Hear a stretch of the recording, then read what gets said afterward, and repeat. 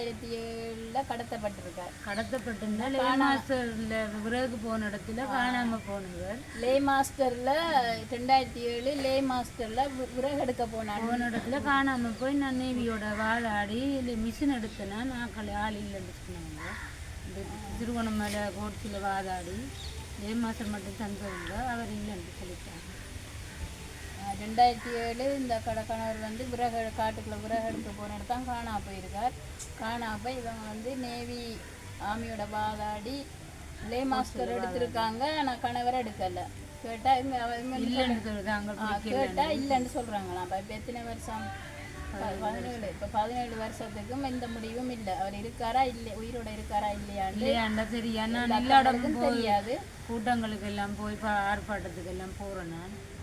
இப்போ எங்கிற சங்கம் ஒன்று டவுனுக்குள்ளே இருக்குது திருவண்ணாமலையில். அங்கெல்லாம் போய் ஆர்ப்பாட்டத்துக்கெல்லாம் போகிறவங்க அவனோட கணவருக்காண்டி இருக்காரா இல்லையான்னு சொல்ல அவர் உயிரோட இருக்காரா இல்லையா அந்த முடிவு இன்னும் இதுவரையும் 2007 இப்போ 2024 இதுவரையும் அவர் உயிரோட இருக்காரா இல்லையான்னு அந்த அக்காங்களுக்கு எந்த முடிவும் தெரியாது. எல்லாரும் அவர் தான் கஷ்டப்பட்டு மூன்று பிள்ளைகளையும் படிப்பிக்கிறா. ஒரு மகன் ஒரு ஆள் இருக்கிறார், அவருக்கு இயலாது.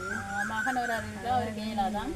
அவர் தான் மற்ற பிள்ளை வேலைக்கு போகிறோம். மூத்தவங்க படித்து எப்படியாவது நீங்கள் அவருக்கு படிக்கிறதுக்கு உதவி செய்தால் எனக்கு பெரிய ஒரு உதவியாக இருக்கும். இந்த இவங்களோட மூத்த ஒரு இன்னொரு பொம்பளை பிள்ளை இருக்காம அவள் படித்து கொளிச்சு கிடாச்சி அவைக்கு வந்து கொளிச்சி இப்போ வசதி இல்லாமல் வந்து அவள் இப்போ கூலி வேலைக்கு போகிறா.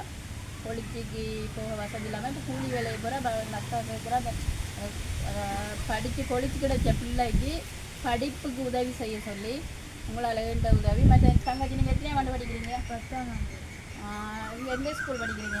கும்புருக்குட்டி மெதடி. இந்த பிள்ளை வந்து 10ஆம் ஆண்டு கும்புருக்குட்டி மெதடி ஸ்கூலில் படிக்குது. நீங்கள் வந்து எங்களோட மக்கள்கிட்ட எது வேணுமெண்ட் அக்கறைங்க என்ன உங்களுக்கு என்ன வேணுமெண்டு சொல்லுங்கள்.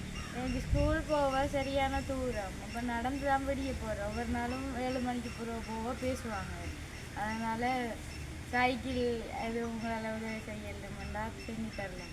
படிக்கிறதுக்கு பயிற்சி புத்தகங்களெல்லாம் இல்லை. அதனால் பாடமெல்லாம் விளங்காது. 10ஆம் வகுப்பு பாடம் பயிற்சி புத்தகமும் வாங்கி தரலாம்.